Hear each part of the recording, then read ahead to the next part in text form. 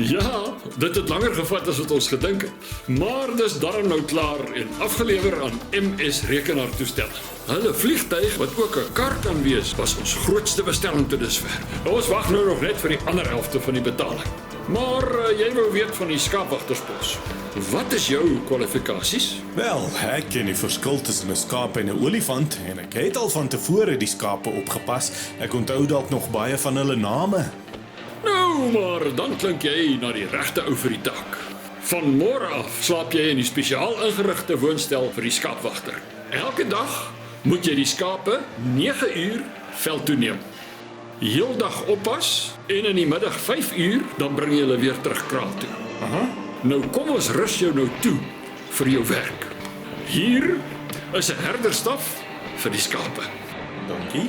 Hier is 'n geweer, want jy is nou oud genoeg om jouself te kan beskerm.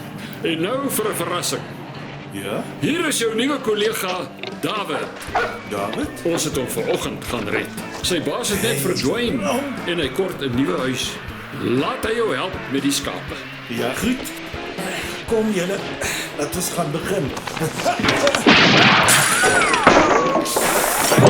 Dis 'n speeltuin daai nie.